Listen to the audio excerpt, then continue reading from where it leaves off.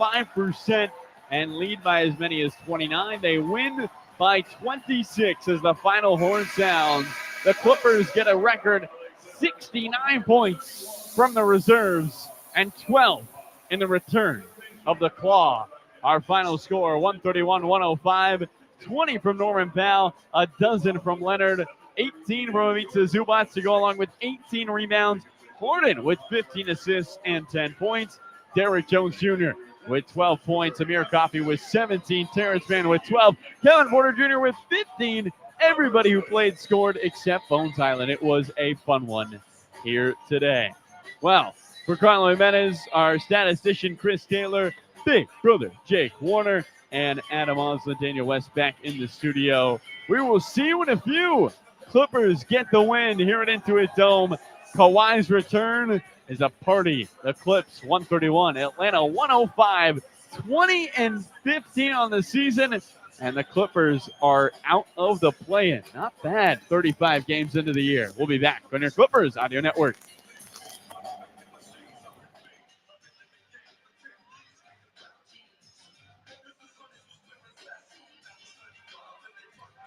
Woo!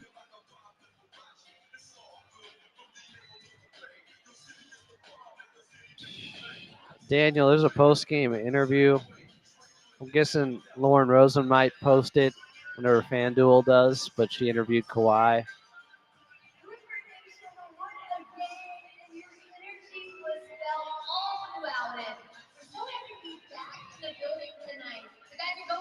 Dude, that Derrick Jones Jr. dunk, still the greatest play of the night. Yeah, I'd like to see that again. I mean, Harden threw that in the rafters, and he went and got it.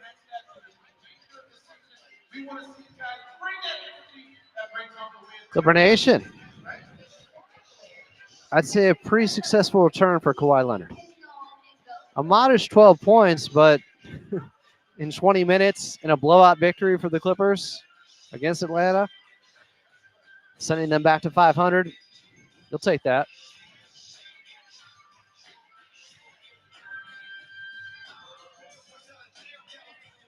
The vibes are high. Fans were into it tonight here in Intuit Dome.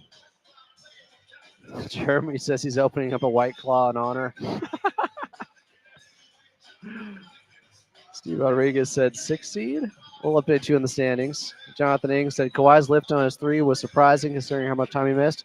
Yeah, that's what I found most impressive. Don't be taking all my stats. Why you gotta take it? Whoa. Share the wealth. Chris Taylor here, lead statistician. Clippers had a season high 45 points in a quarter in that second quarter. Clippers with 8 players in double figures. First time since April 5th of 2024. Drive-by Buddy is happy. It's his birthday. Happy birthday. They gave you exactly what you wanted. Kawhi Leonard was back. A Clippers victory. Honestly, it was such a comfortable game. Atlanta didn't play well. I got to be honest about that, guys. But No. the Clippers played fantastic ball. It almost looked like it broke Atlanta. I said, okay, we're not winning against them, and this defense is really difficult.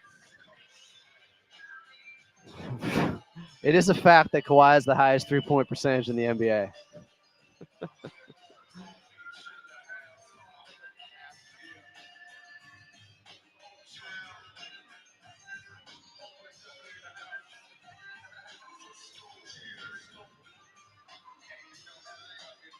Oh, the fun guy returned, and the Clippers returned to their winning ways with a 131-105 victory here at Intuit Dome.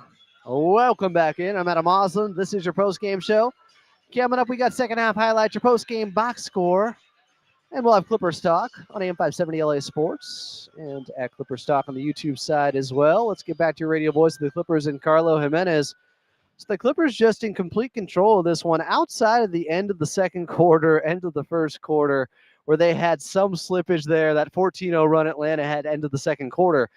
The Clippers were really just holding on to a comfortable lead throughout this one, Carlo. Yeah, they had that early 15-point advantage. Hawks go on the 14-0 run in those final 2 minutes of the first quarter.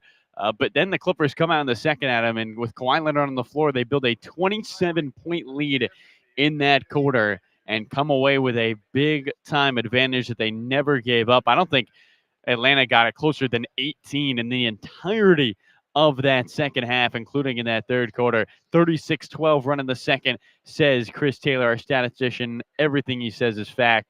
That's a fact.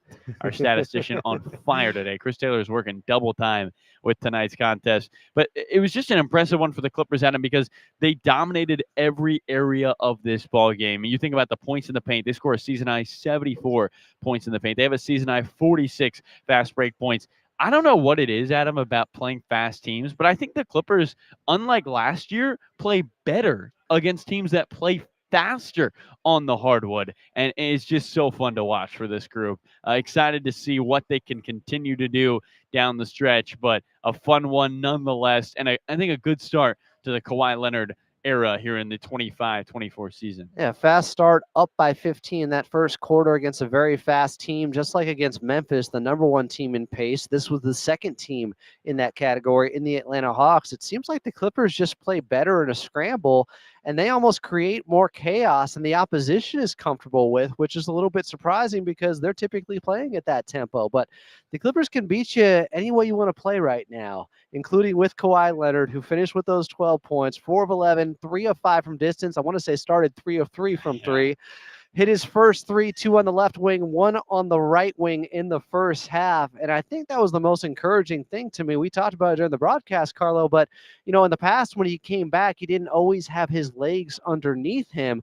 And it just looked like that sweet shooting stroke that we saw the second half of last season, especially from Kawhi from the outside, was there tonight. It was. Kawhi Leonard was excellent in this ball game. His ability to knock down threes, 3 for 5 on this one, 12 points. He was aggressive in the glass. What was so encouraging is when we saw Kawhi Leonard play his last game for the Clippers 253 days ago on against the Dallas Mavericks in the playoffs, he looked timid. He looked timid in that game. He looked like he didn't want to test the knee too much. Today, he didn't look timid at all. I mean, he was aggressive. He got downhill. He battled for rebounds. It was so fun to watch him just be himself in this contest, and that's what impressed me the most. Yeah, confident with his movement out there. He had a couple of plays on Dyson Daniels where it looked like he really sat down, as Coach Lou would say, and got into that defensive stance and was moving with burst and quickness, staying with him. And this is why I think one of the reasons people have the nickname for Kawhi Leonard of being Ghost. It's like they saw a ghost out there, a team and a player that had never seen him before. It's just a different experience when Kawhi is giving that level of effort on the defensive end and fitting in with this defensive-oriented squad with the Clippers.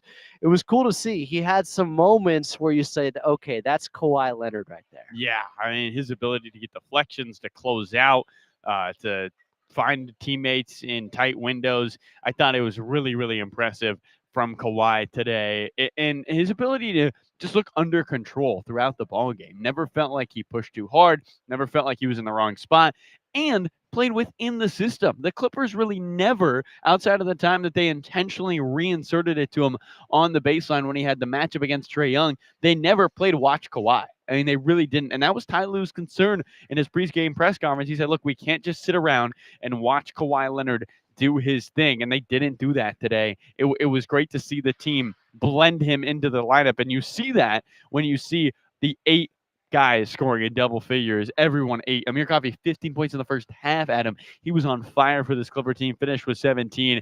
And the spacing was just at another level. When you have Chris Dunn and Derrick Jones Jr. both on the floor, teams will dare those guys to shoot. Now, they've been shooting above their career highs this season. They've been shooting a lot better than I think people expected. But when you insert Kawhi Leonard, who shot over 50% from 3 in the final 40 games last year, it just changes things offensively for this team. I thought the Clippers did a fantastic job of finding guys on the outside, knocking down threes, and you see in the assist numbers, 36 assists tonight for this group, Adam. And Harden had 13 in the first half, a season high for this Clipper team. Yeah, there was a particular play early on we both took note of where Kawhi Leonard had a wide open three in the far side corner. Instead, he kicked it back to Chris Dunn. Yeah. He wasn't trying to make the rest of the team fit into how he was playing or make them adjust to him, but he was adjusting and just, as you said, blending in with the rest of the group, and the ball movement was there. But I think some of that has to be credited to Kawhi Leonard with coming out with that approach and that mindset of just, I'm going to play unselfish basketball and I'm going to find my spots and pick my spots. But for the most part, we're going to keep playing the same way right now. Yeah, and it's been so successful for this group. The defense, the offense, the getting stops, attacking the paint. I mean, they played through Ivica Zubac today. They played through Ivica Zubac. I think that's a huge tell of where this offense is at. He goes 9 for 11, 18 points, 18 rebounds. But of the people you were concerned about when Kawhi coming back, who's going to take a step back? No one took a step back. I mean, no one really took a step back today. When you look at the scoring book, this Clipper team got the same opportunity offensively, and they were just more efficient with it, and that's what you expect from this group. Derrick Jones Jr. comes off the bench, and he finishes with a dozen. Norman Powell plays only 29 minutes. He's been averaging 34. He still gets to 20 points on the game.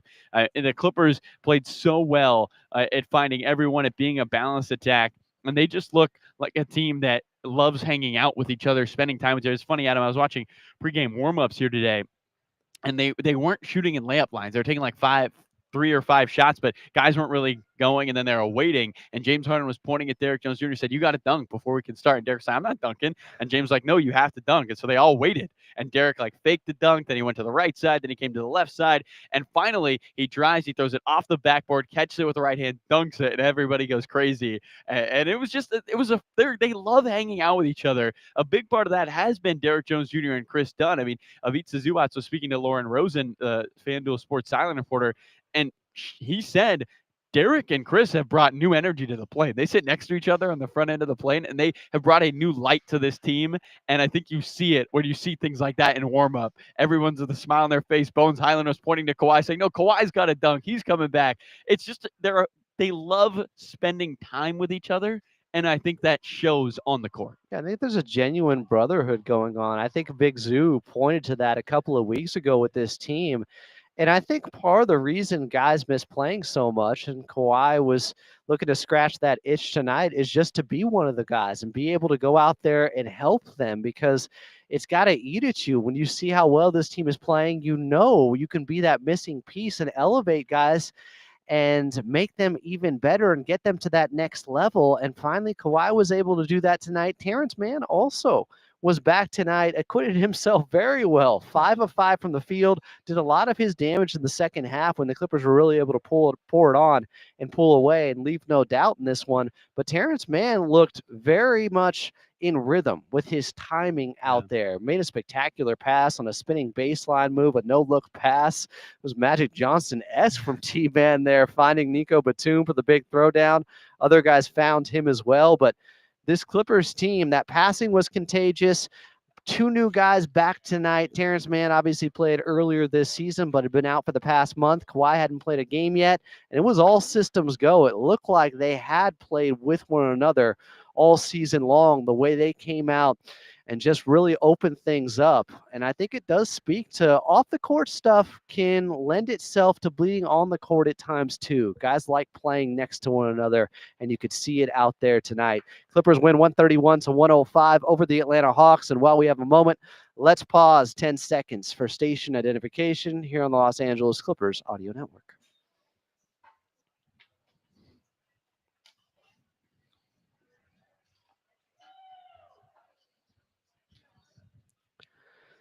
Clippers are victorious in Kawhi Leonard's return. He finishes with 12 points, makes 3 3-pointers in just over 19 minutes, and the Clippers finish off the Atlanta Hawks, winning big.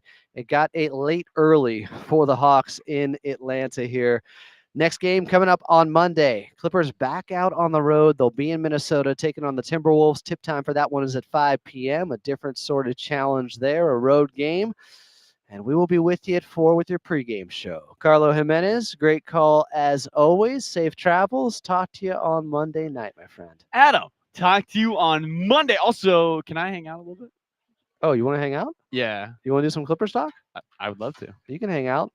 Clippers win 131 to 105 over the Atlanta Hawks. Oh, you want to hear your highlights coming up next in the very next segment? Because we're getting to those. No. I want to spend time talking to the people, Adam. All right, sounds good. Clippers win by 26 over the Jeez Hawks. Louise. Coming up next, more with Carlo Jimenez, chat. He's staying here on Clippers Talk. We're not going anywhere. We're not going anywhere. All of Leo DiCaprio on the Wolf of Wall Street. Stocks up on the Clippers right now. I'm Adam Osland, and you're listening to the Los Angeles Clippers Audio Network.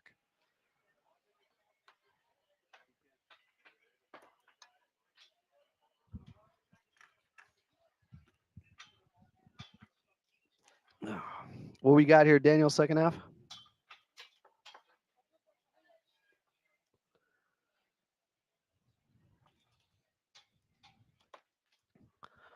All right. Why don't we do Man, Zoo, and then we'll do the Kawhi in the third segment here. Thank you.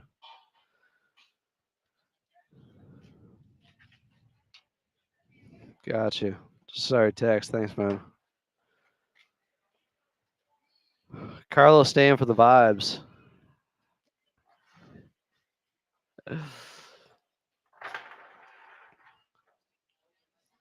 Yeah, Zoo had some great feeds in the first half. He had 2 of those feeds to Derek Jones Jr. for dunks. Clips had a season high 69 bench points. Nice. Coffee 17, KPJ 15, DJ with 12, Terrence Mann with 12. 46 fast break points, season high. This might be like some franchise stuff right here, maybe, right? 46? 36 assists tonight, season high. Last time they had 8 players in double figures, last year, back in April 5th against Utah. Just the 11th time since they moved to LA where they've had 8 players scoring 10 plus points. This is our guy right here, Chris Taylor, by the way, lead statistician. Say hi to the chat, Chris. Say hello. Everybody was asking about you earlier. Are you here when we get back?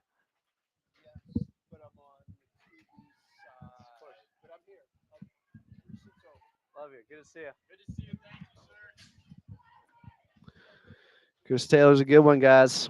We got lucky.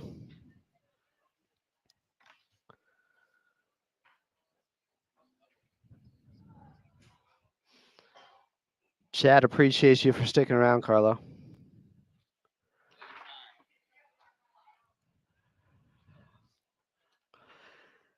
Clippers win big over the Atlanta Hawks by 26 in Kawhi Leonard's return. Final score, Clippers 131, Hawks 105. Welcome back into Intuit Dome.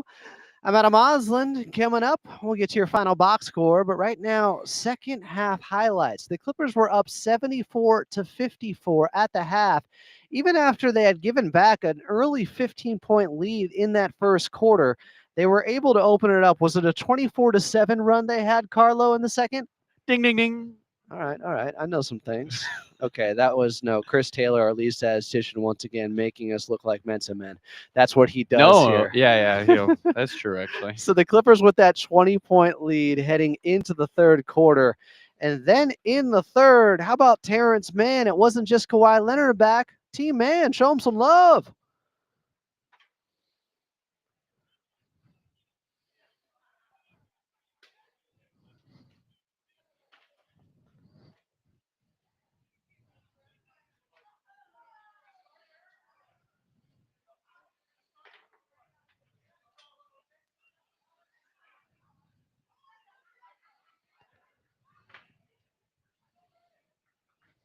Terrence Mann had 5 points and was dropping some dimes in that third quarter, and the Clippers led 98 to 76 after the third. In the fourth, Big Zoo got into the act, and KPJ had some greatest finds to him as well.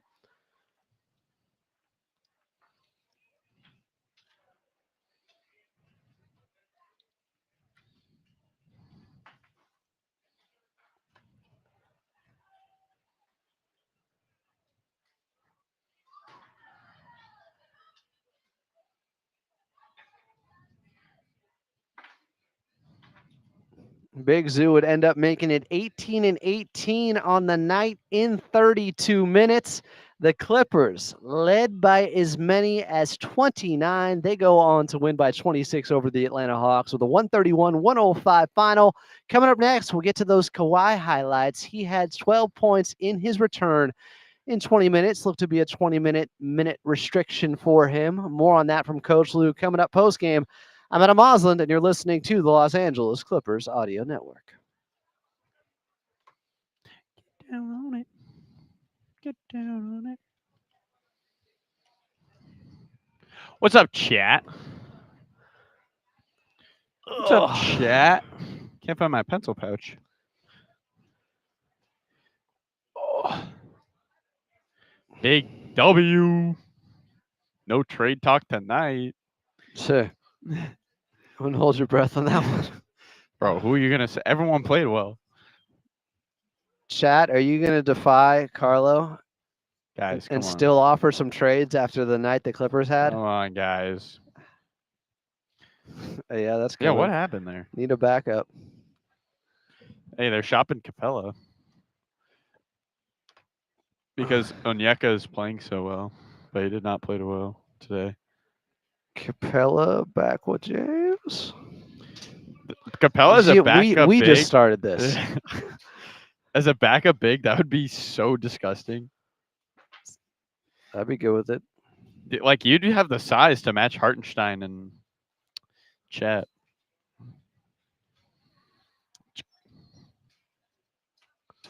That's on you, Daniel. Spoken into existence. It's on you, Daniel. Get down on it. Get down. Get down on it. Get down on it. What's up, chat? I got to dip here at him at like 10:10. So after the next segment. Yes, sir. Guys, you better say hi to Carlo now. Clippers talk. I'll be listening. I'll be listening. Jamie Maggio asked me to do a hit post game. Oh, what channel? Is that 5? I don't know. I'm gonna just plug your show the whole time. Oh, thank you. Yeah, Jamie. I get all my information from Clippers Talk on YouTube. Oh, sorry. Jay's calling out T-Man haters. Pop off, Jay. Clippers winning Kawhi Leonard's return. A dominant victory over the Atlanta Hawks. Final score 131-105 here at Intuit Dome. Clippers back to their winning ways. Kawhi Leonard returns. Chips in with 12 points in just under 20 minutes. And Terrence Mann off the bench coming through as well, especially in that second half. He had 12 on 5 of 5 shooting, knocked down 2 3-pointers. Clippers by 26 over the Hawks. They improved to 20-15 on the season, and they are undefeated with Kawhi Leonard. Speaking of, let's hear from Carlo Jimenez with the highlights with the Claws return here at the Dome.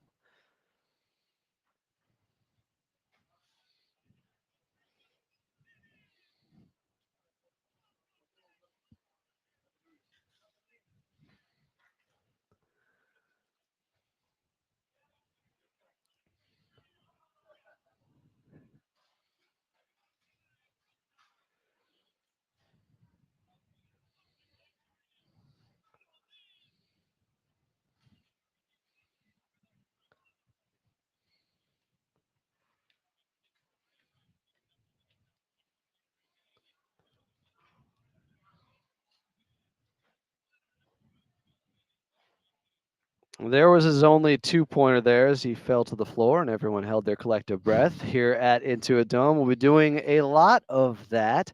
So Kawhi Leonard is the storyline tonight, obviously, especially because the Clippers just dominated to a level where it felt like the rest of the game was the backdrop and Kawhi was in the foreground. And we were talking about how, just how he looked timing-wise, rhythm-wise, playing within himself, playing that team brand of basketball. How would you grade out this performance from him, Carlo? I mean, honestly, Adam, I think you got to give it an A. I don't think Kawhi did anything today that made me concerned about his play. He didn't do anything today that I thought wasn't right. He didn't make the wrong play at all. I was very impressed with Kawhi Leonard today. And I think more impressed, Adam, was not the play of Kawhi Leonard, but the Clippers' minutes with Kawhi Leonard on the floor. I mean, they were excellent when Kawhi was out there. They got the ball moving. They played within their offense. They were even better defensively. We talk so much about how the spacing offensively is better with Kawhi out there. I mean, give Jeff Van Gundy Kawhi Leonard, a two-time Defensive Player of the Year. Look out. Look out defensively. This team is about to get even better on the defensive end. They're already top 5. They're already at where they wanted to be on defense, and they're about to get one of the best defensive players in the NBA. It's just absurd stuff. You hold an Atlanta team that's averaging 120 points to 105 tonight. The Clippers dominated on that end of the floor. One of their best games this season all around. But I just think the addition of Kawhi Leonard to what's already a good thing. I mean, it's like having a filet with a good red wine, Adam. You're just, well, you're in heaven. It's a nice pairing. They turned the Atlanta Hawks over 23 times. They turned that into 32 points.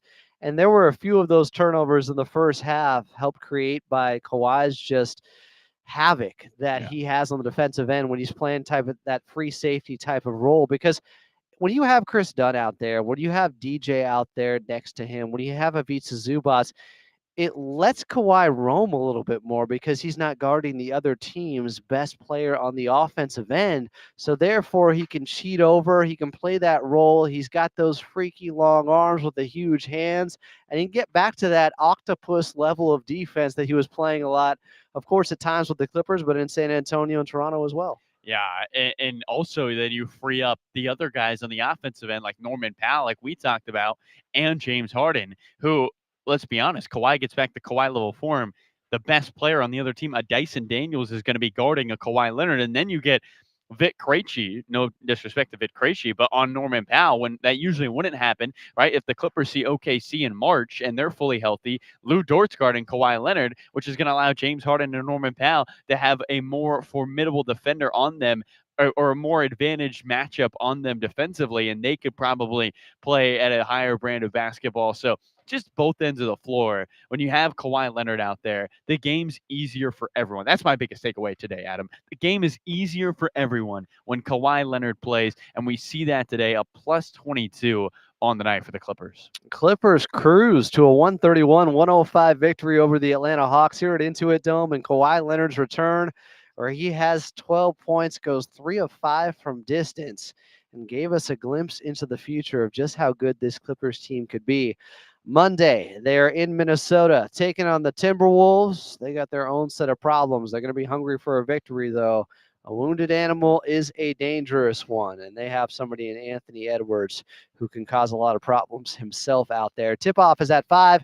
Pregame is at 4. Outside of Los Angeles, we are leaving you until then.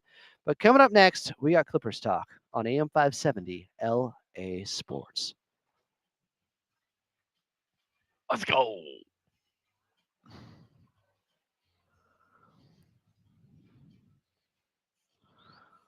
Guys, say bye to Carlo. Bye, everyone. Bye, Daniel. Talk to you Monday. Good call, bro. Good stuff. Appreciate you. Appreciate you. That was fun.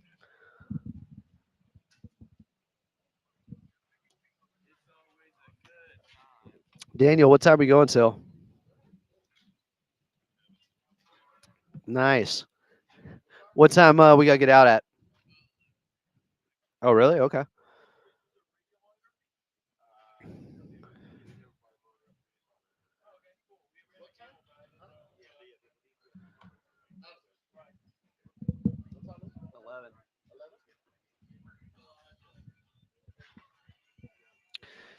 Guys, we're with you till another 50 minutes here at Intuit Dome. Gonna see if problem is we can get clips and dip guys on, but chat won't be able to hear them. I could try to transcribe.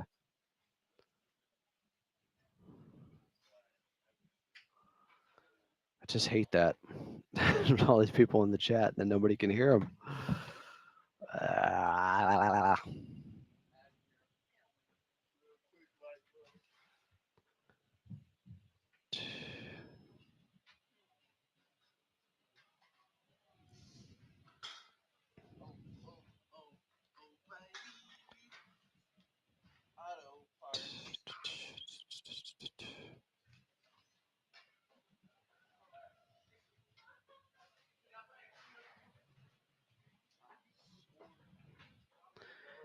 Yeah, the Wolves have been underperforming and having trouble adjusting. Life without Cat. It's like they just figured out how to beat Denver and then they traded Cat. I don't get it.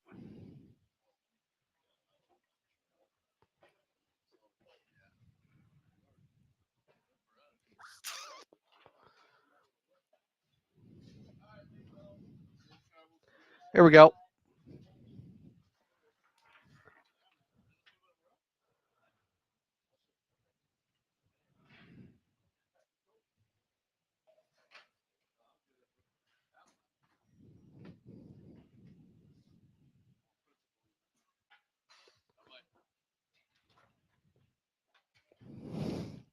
After losing 2 in a row, number 2 returned for the Clippers and got them a victory here at Intuit Dome, 131-105 over the Atlanta Hawks in Kawhi Leonard's debut this season. Welcome into Clippers Talk. I'm Adam Osland. 866-987-2570. 866-987-2570 is the phone number. Get to me at Follow Adam A. Whether or not you're watching on the YouTube side at Clippers Talk or on AM 570 LA Sports, where you can be listening on the iHeart Radio app. Appreciate you guys. Kawhi returned to the court tonight in his first game at Intuit Dome. Looked good out there. We're going to hear from him in just moments as he spoke with Lauren Rosen on FanDuel TV post-game. Kawhi finished with 12 points in 20 minutes. I know some people were upset. It's only playing 20 minutes. Why would he only play 20 minutes? It's his first game back. I told you guys you should probably expect around 20 minutes. And he played a big chunk of them in that second quarter, where from the 9:59 mark to about the 1:30 mark. So about 8 minutes of play straight for him. And Coach Lou said that was part of the plan.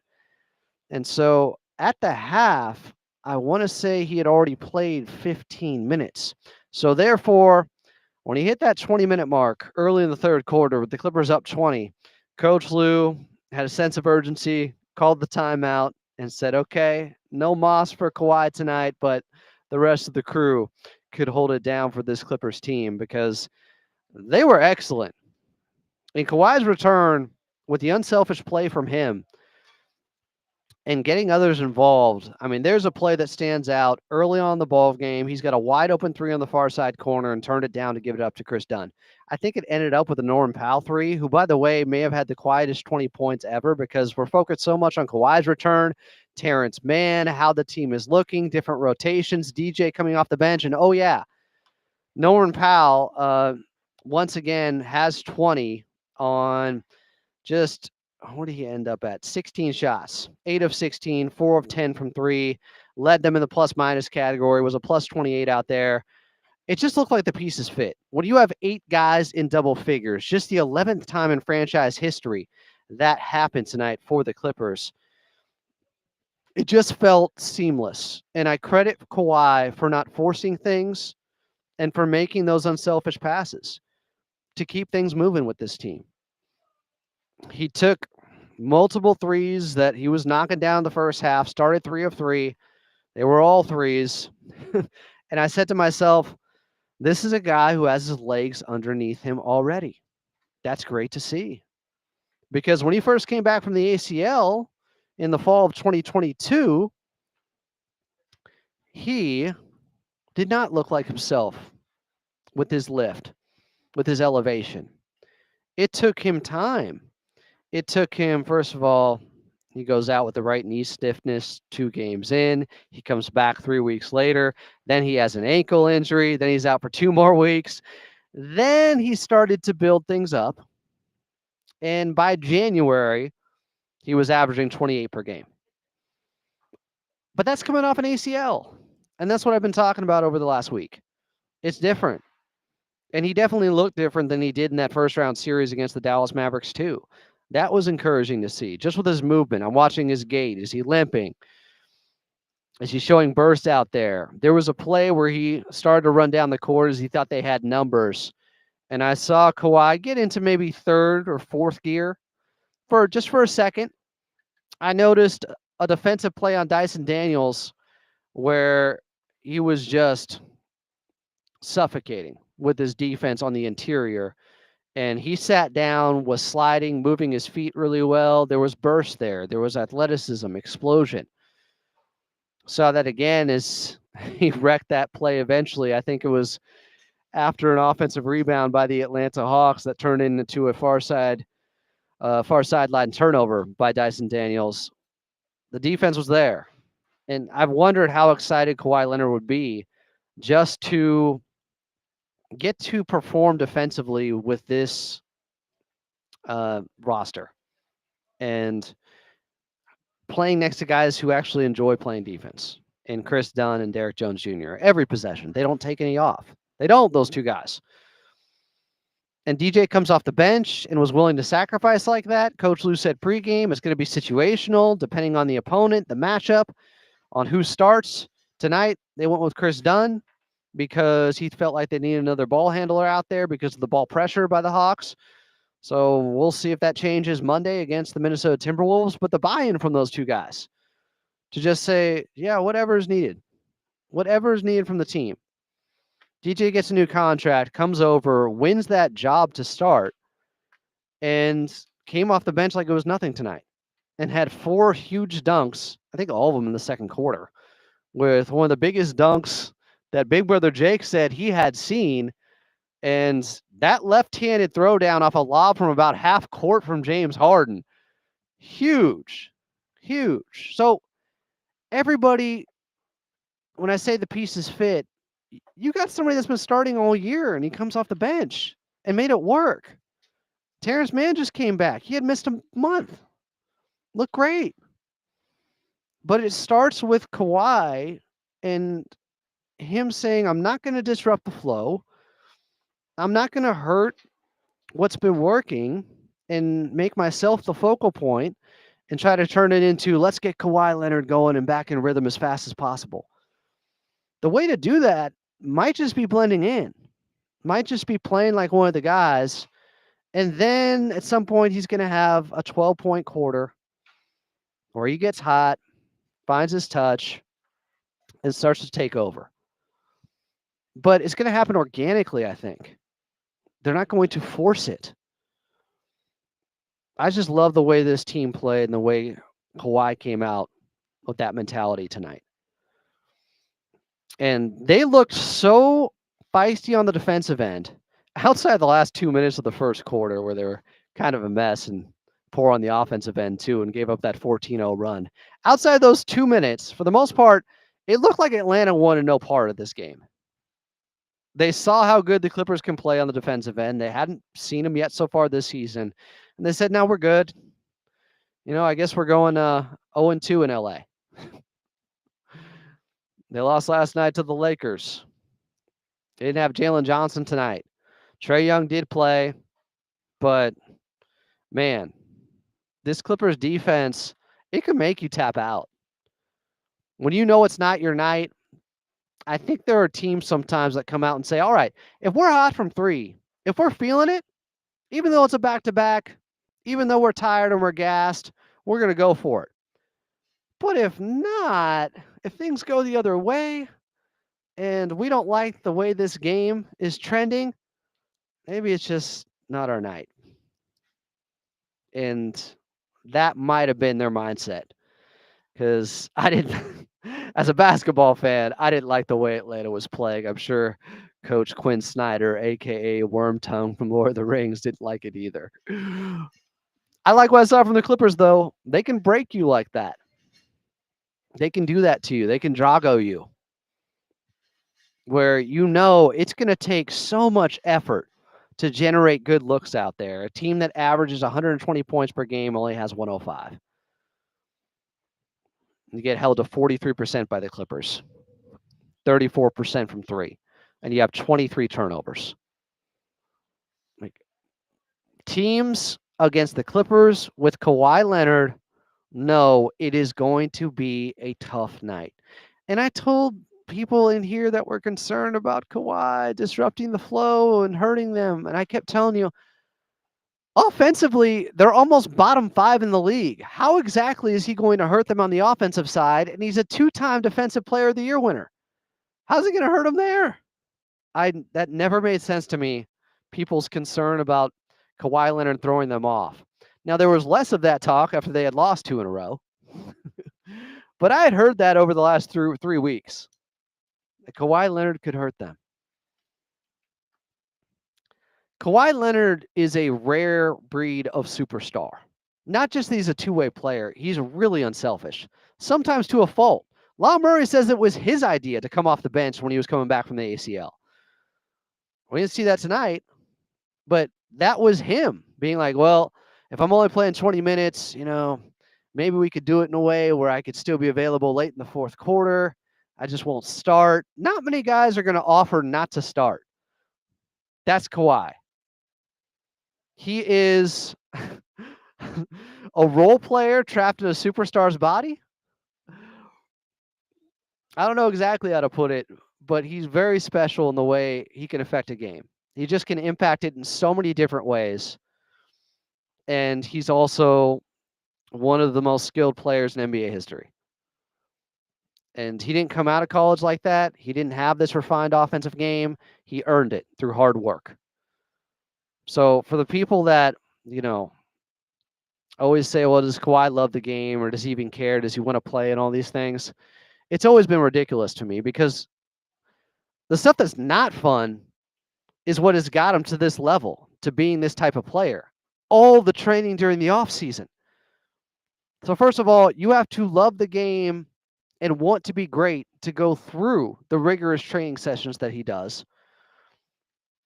And then for his body to betray him and keep him from actually playing in the games. So all he's been doing is the hard work and not the fun stuff out here. It just seems like some cruel irony. So I'm happy for him just to be able to play again. This is what he loves to do. You don't train the way he does if you don't love the game. You don't get to be, I think, one of the top 10 best playoff performers ever in NBA history. Like Kawhi at his best in a 7-game series is probably a top 10 player ever. I don't know if there's 10 guys I would take over him in NBA history. That's how he's been able to raise up his game since coming out of San Diego State. He's a tough shot maker, incredible defender, and incredible team player. High IQ guy, doesn't make many mistakes out there, has always been a winning player. I give San Antonio credit being in that culture, that environment, Tim Duncan, and the way they brought him up. Like, yeah, you're going to be disciplined and you're going to play the right way. But a lot of this is just Kawhi. This is what fuels him. This is what he wants to do. So to get to see him out there again, part of me selfishly is like, yeah, I want to see the Clippers that, of course, reach their peak, their pinnacle this season, and they can only do that with Kawhi. Part of it, I'm just happy for Kawhi. Like, Kawhi isn't on social media. He doesn't have all these other hobbies, apparently, that he's doing, at least that we know of. He loves ball. And he gets to do that again. And I think that gets lost sometimes. People don't talk about that. Because it's easier to, be cynical about it. Be skeptical about, does he want to play if he's not 100%? I mean, Harold called in last show, was like, he will only play if he's 100%. And I had to point to all these different instances of him obviously playing hurt in his career. If he can, he will. There have been times where the Clippers have had to stop him from playing, save him from himself. So Kawhi's been one of my favorite players before he was a Clipper. And damn it, I am happy that he's a Clipper and happy he was able to go tonight. And now it's prayers up after every show that the knee responds, after every game that the knee responds well, right? Now it's just, I hope the knee doesn't swell up.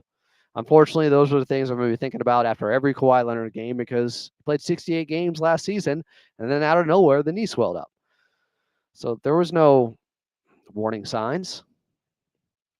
So we'll hear from him coming up next. Might get to your phone calls, and I'll text Chuck and Will here. See if we can do some double dip tonight here on Clippers Talk after they win in Kawhi's return. 131 to 105 over the Atlanta Hawks. I'm Adam Osland, and you're listening to the Los Angeles Clippers Audio Network and AM 570 LA Sports.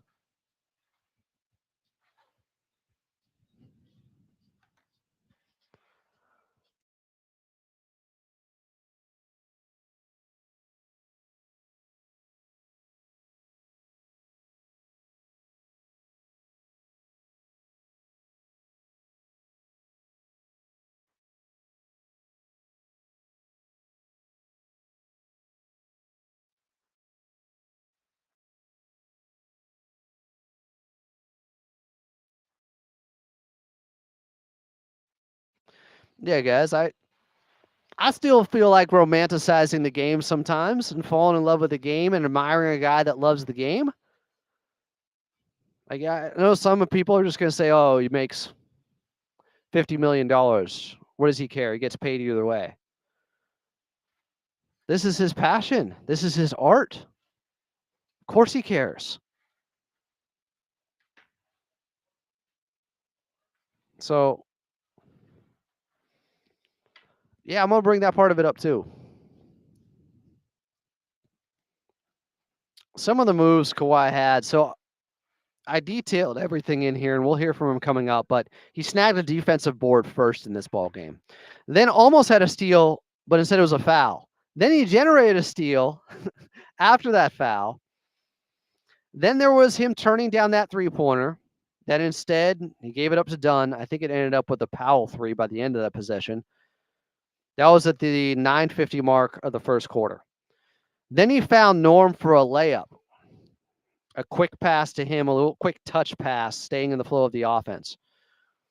Then Kawhi missed a midi on the far side short corner.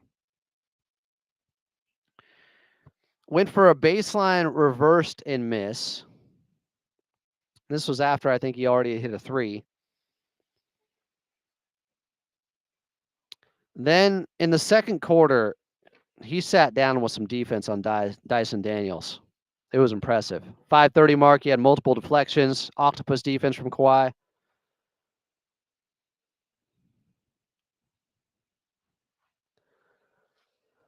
Clipper Nation feeling blessed. Kawhi's back. Clippers win big, 131 to 105 here at Intuit Dome over the Hawks. Let's hope they can get off to a winning streak with Kawhi being back. As they're in Minnesota on Monday, they have had some issues as of late, but that's the type of team that scares me. They are desperate for a victory, but so are the Clippers, and it was just good to see. They absolutely handled business with Kawhi back and dominated the game in so many different ways, but 46 fast break points, that's a season high. That's got to be close to a franchise record. That's an incredible number from them. They had 69 points off the bench. With Terrence Mann being back for the first time in a month, he had 12. Derrick Jones Jr. came off the bench because Chris Dunn got the start because it's matchup dependent now between those two. He had 12. KPJ played one of his best games as a Clipper. I love the way Kevin Porter Jr. played. Guys, there was a moment in the second quarter when Amir Coffey was cooking and had 12 points in the second alone, and he carried over that hot shooting that he had in OKC with the 26 points. He had 17 tonight. But KPJ missed him in the far side corner. He was wide open from three, and he was on a heater. And instead, KPJ got fouled trying to create for himself, and he immediately went over Kevin Porter Jr. to Amir Coffey and apologized for not finding him there and said, my bad. That was a great moment. Great moment in this game. Great moment in a Clippers jersey for KPJ. And he was much more unselfish out there. Found Ivica Zubac for multiple easy ones in the second half. Clippers win by 26 over the Hawks. I want to hear from Kawhi Leonard post-game on with Lauren Rosen on FanDuel TV.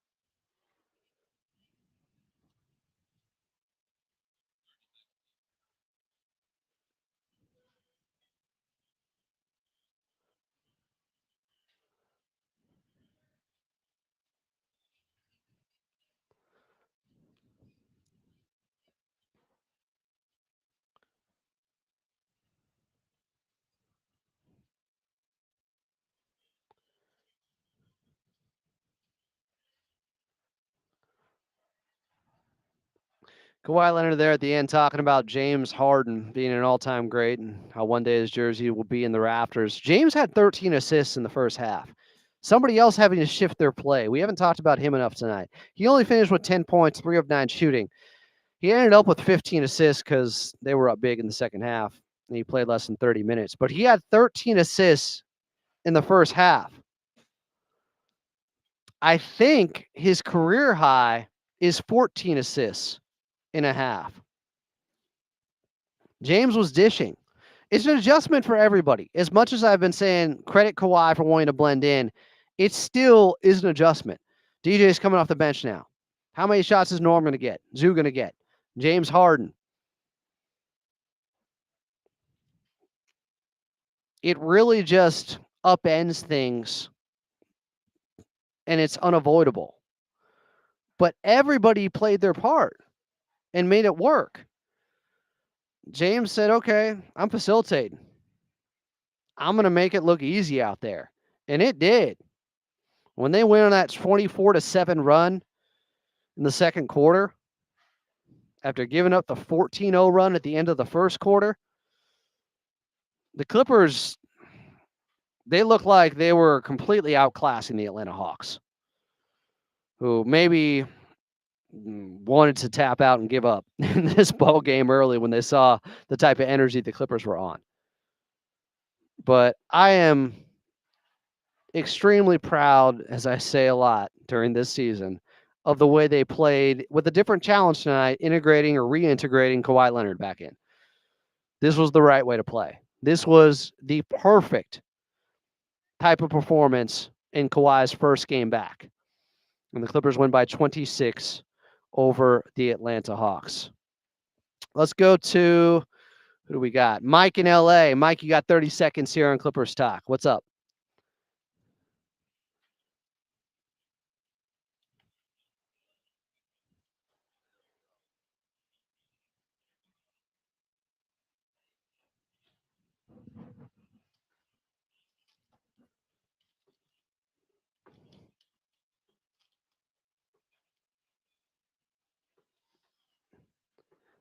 But Mike, that's not true. Mike, do you know how many superstars are one-way players? Do you know how many superstars do not do the little things? That's not true. I mean, it all depends on how you want to define it.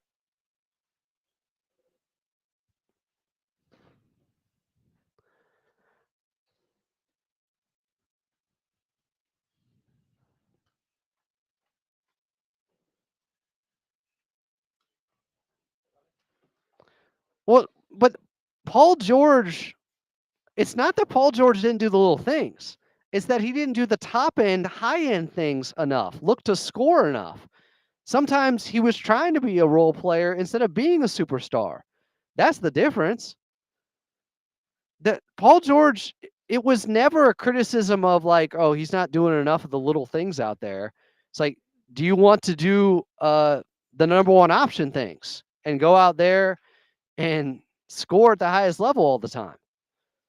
So I get what you're saying. I appreciate the phone call, Mike, but I kind of agree to disagree there. Chris in LA, you're on Clippers Stock with Adam Osland. Hi, Chris.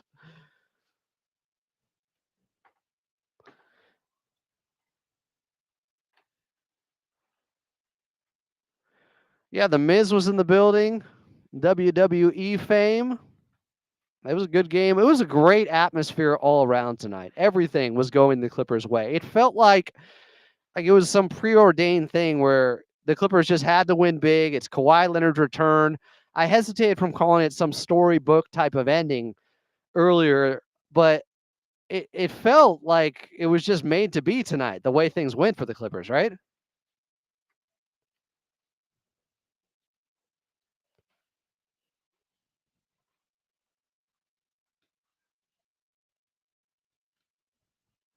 All right, interesting question here, Chris. Appreciate the phone call. Chris wants to compare this team to the Toronto Raptors team that Kawhi played on. There are similarities with guys buying in on the defensive end. Like they had so many two-way players and good defenders out there. OG Anunoby was like just getting started. I think he didn't play much, but Siakam, good defender. Fred VanVleet, small, but would defend out there. Serge Ibaka, Mark Gasol, Norman Powell on that team too. They had Kyle Lowry, good defender. They had a lot of switchability. They had a different ways to adapt on the defensive end. And they had a team that, if you want to compare straight up, even when they didn't have Kawhi, they could win games. I want to say they went something like 17-5 in the regular season without him. If he missed around 22 games, I want to say it was like 17-5, that Toronto Raptors team. Now, the Clippers haven't been that good, but they went 19-14 without him. And they have a Kyle Lowry, a guy who can set the table and get buckets like James Harden. They have a floor raiser in that way. Norman Powell, who was on that team, is now a different player, of course. Ivica Zubac, Marc Gasol was at a different point of his career. He was still good, but he wasn't looking to score as much. But he's a really good connector, great passer out there. I've said Ivica Zubac is the long-lost Gasol brother at times. But, yeah, they went 17-5. Daniel West just confirmed that without Kawhi that year. So they're also in the East, and Carlo hit me up with this earlier today. The Clippers have a bunch of games coming up. 14 of their next 23 games are against the East. And at that time especially, LeBron had just come west. The East was down. Milwaukee was good. Toronto ended up beating them in 6 games after losing the first 2 in the Eastern Conference Finals in 2019 with Kawhi. Actually, Philadelphia was really good because they had Jimmy Butler, Toby, Ben Simmons before, he went through a lot and hasn't been the same player since. Of course, Embiid. There are similarities. This Clippers team isn't as dominant record-wise without Kawhi. And that Toronto team had been together for some time with DeRozan, obviously. And so they knew how they wanted to play, but they just got a new head coach. So there's something there. I appreciate the comment and the phone call, Chris, that this team can get by without Kawhi, and then he can elevate them when he joins this Clippers team and it feels like a seamless fit. He's able to just take them to another level without hurting anything they do, without disrupting anything they're already doing out there. He just strengthens strengths.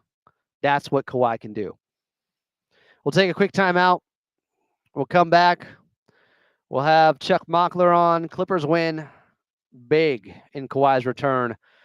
131-105 over the Atlanta Hawks. I'm Adam Osland, and you're listening to AM 570 LA Sports.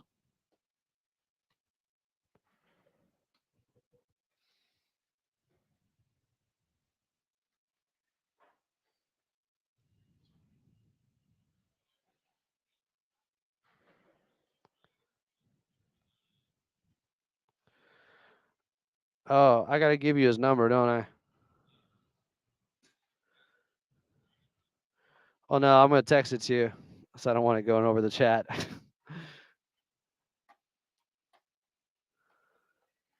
So we're going to call Chuck here. Charles.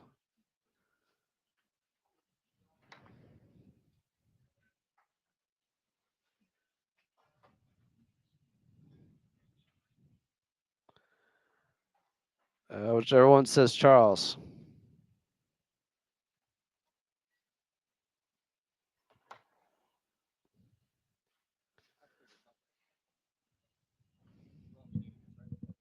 I don't.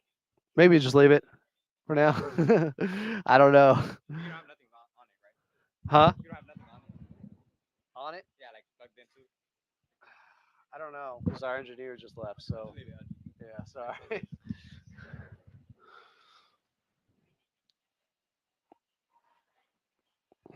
So Coach Lou did confirm Kawhi hit his minutes restriction at 20. We got that post game. Thank you, bro.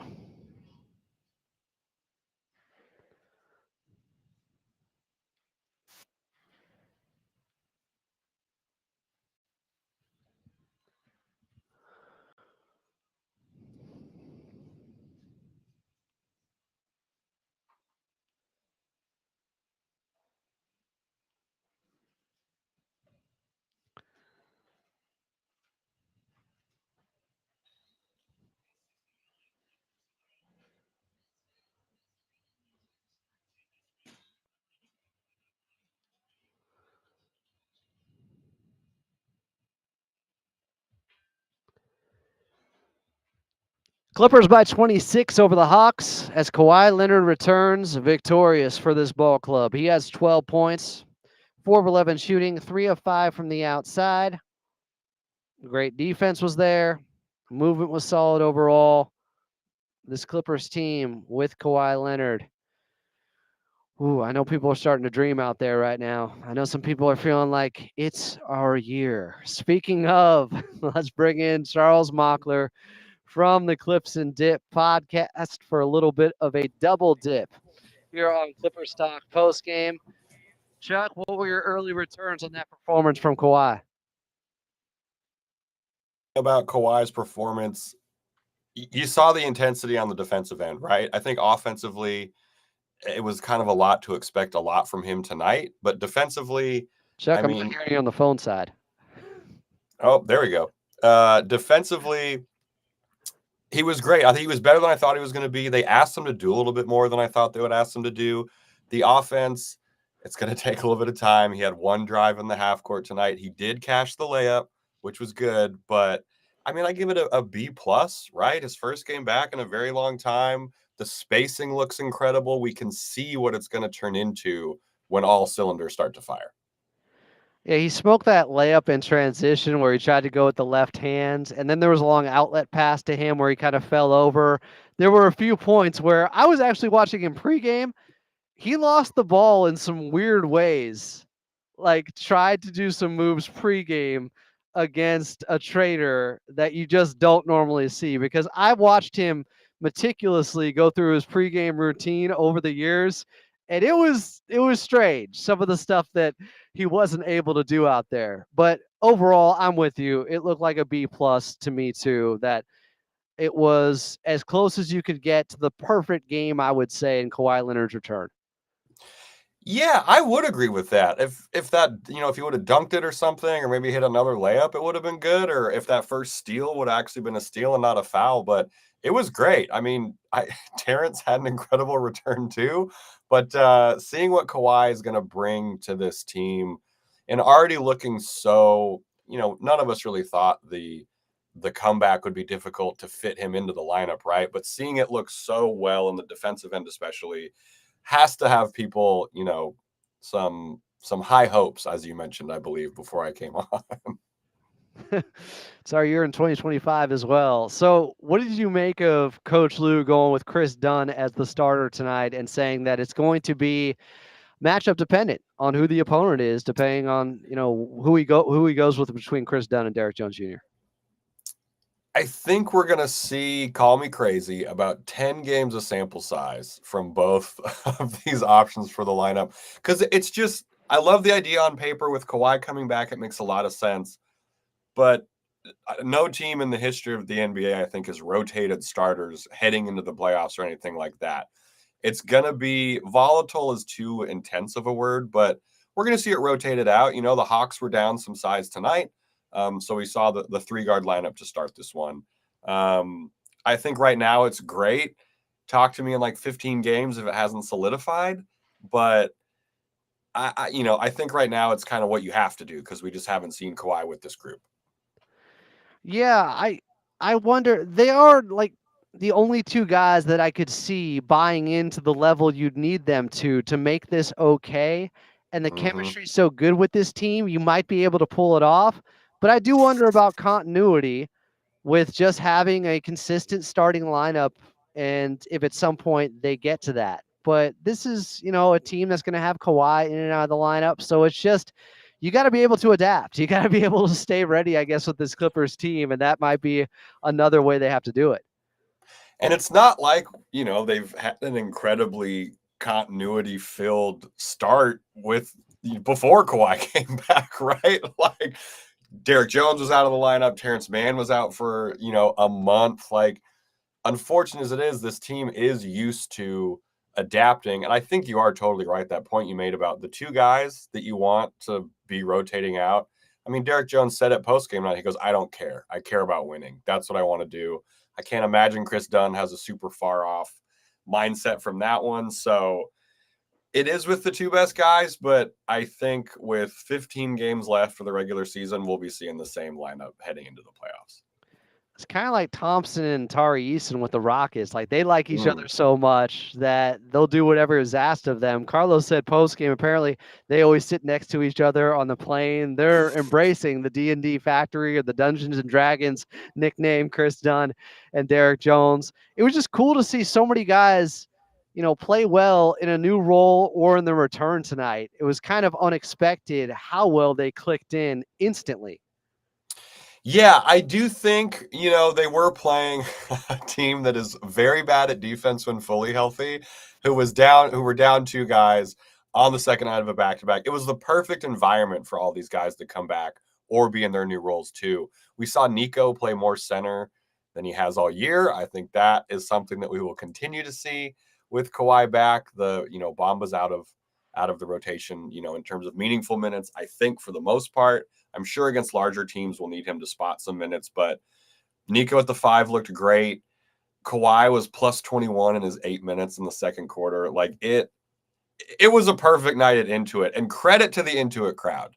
They were phenomenal tonight. The pop when Kawhi was announced was great. His first 3-pointer, the roof was going to blow off.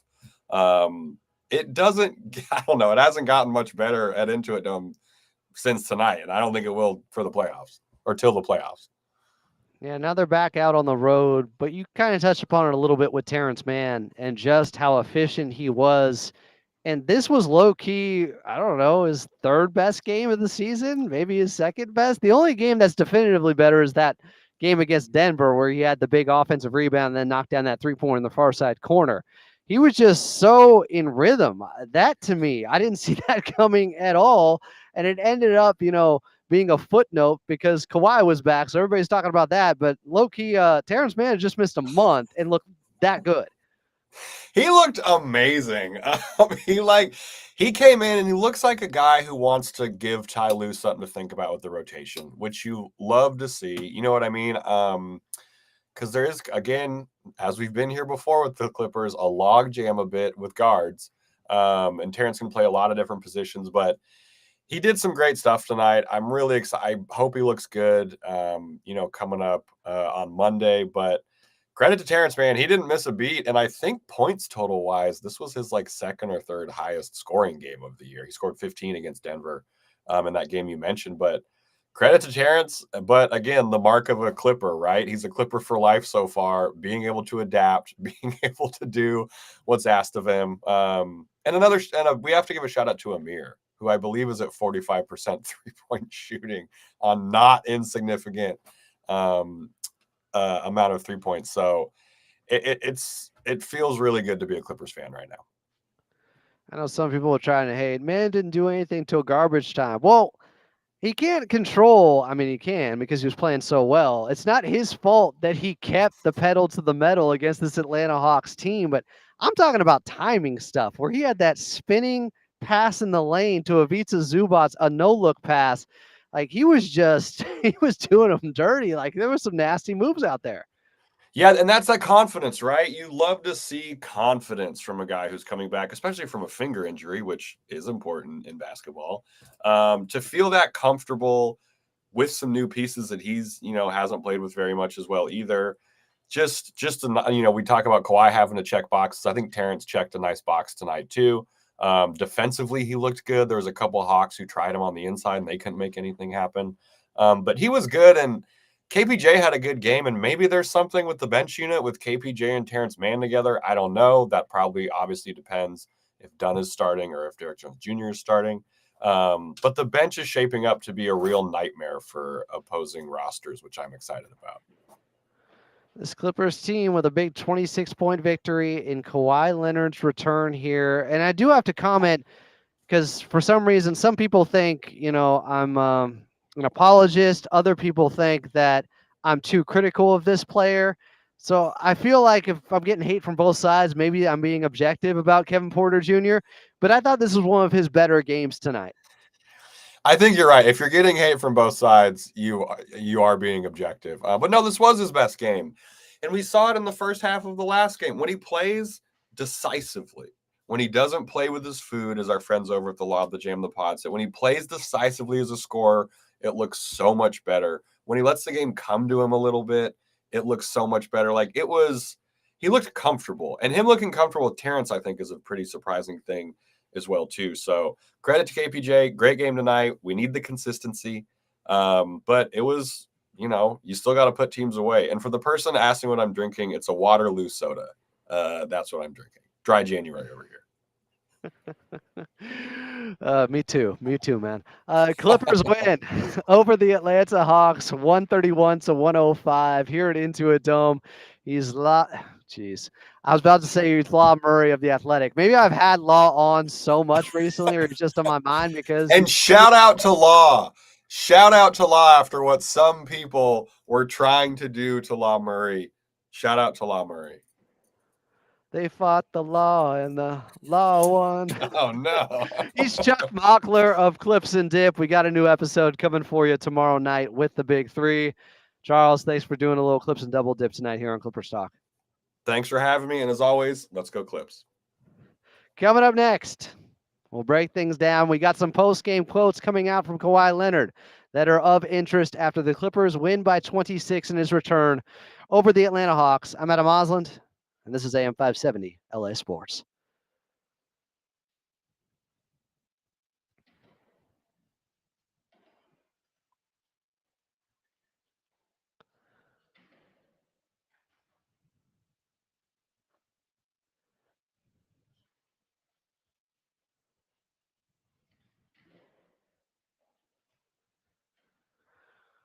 So I'm trying to find a specific quote that people are bringing up to confirm it, because I don't want to misquote this on just Kawhi and what he has been dealing with this injury.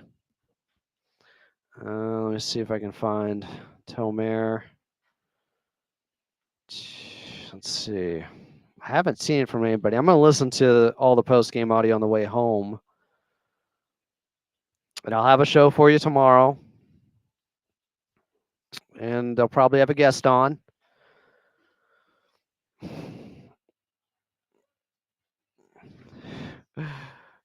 Thank you, Jack. Appreciate you, my guy. It's always good to see you in here. Name a better post-game show, I'll wait. The TNT guys, I mean, when they're clowning each other and not actually trying to do analysis, which is sketchy at best, because they don't watch the games and don't care. I'm just there for the jokes. Like how many burgers Shaq has eaten before. I just want to emphasize this again. For anybody that was concerned about Kawhi ruining anything with this team, how exactly could he hurt them on the offensive end? He can't. There's no way. And defensively, he's got too much pride on that end to hurt them too.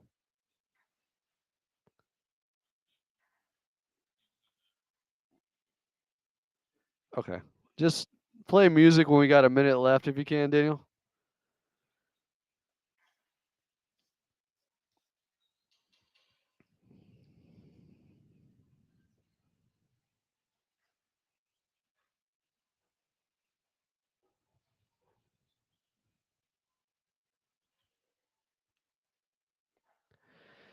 Clippers win in Kawhi's return. He has 12 points in just under 20 minutes. He reached his minutes limit. We'll see if that extends to 25 against Minnesota. I doubt it. He'll probably be on this for a week or so where he can only play 20 minutes. Clippers in Minnesota on Monday. But he was asked post-game about if he had to make any adjustment, Kawhi Leonard, with Jeff Van Gundy as the defensive coordinator. And he said, quote, "It's really not an adjustment for me. He watches a lot of film. He lets you know he watches a lot of film. Jeff Van Gundy, he tells you nobody watches this S more than me." Jeff Van Gundy letting Kawhi Leonard know that nobody watches more of this film than me. That's fantastic. I love this pairing. I love this squad. I love the way they constructed this team. I told you this summer, Lawrence Frank was cooking. They rebounded perfectly after Paul George left. And then you get addition by subtraction. Guys who are looking for an expanded role are taking advantage of it. I mean, I haven't even talked about Ivica Zubac and his 18 and 18 tonight. Awesome again. Atlanta was not ready for Big Zoo. He was feasting, as Carlo Jimenez said. just really cool to see everything come together, be 19-14, then get Kawhi Leonard back tonight and win in decisive, convincing fashion like this with the claw, where it just looked like he had been playing next to these guys all season long by the way they were connected out there on the floor. Atlanta wanted no part of this Clippers team. I'm hoping there's some scary hours going on right now for the rest of the league. Clippers in Minnesota for the start of another road trip on Monday. Tip off at 5, pregame show at 4. Before we get out of here, I do want to thank the Clippers organization. Ralph Lawler, Brian Seaman, Noah Eagle, Carlo Jimenez on the call, big brother Jake Warner, who saw one of his favorite dunks ever in person, as did I, with that left-handed throwdown, the lob to DJ in the second quarter. You're probably asking, which dunk? There were a lot of them, but the one from like the half-court line to him. Saw that tonight here at Intuit Dome. Pat yourself on the back, Clipper Nation. You did a fantastic job out here welcoming Kawhi Leonard back into the fold. He asserted himself when he needed to, but also played within the team structure. To the callers, the chatters, love you guys. We will talk to you tomorrow at Clippers Talk on the YouTube side. For everybody else, we'll be back on Monday on AM 570 LA Sports. Thank you, Daniel West.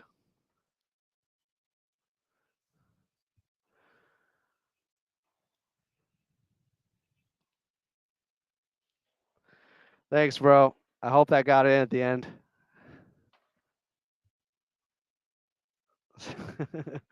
I'll see you on Monday.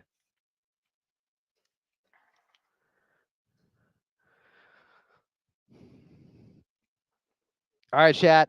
Great job by you guys. I saw a lot of conversations going on.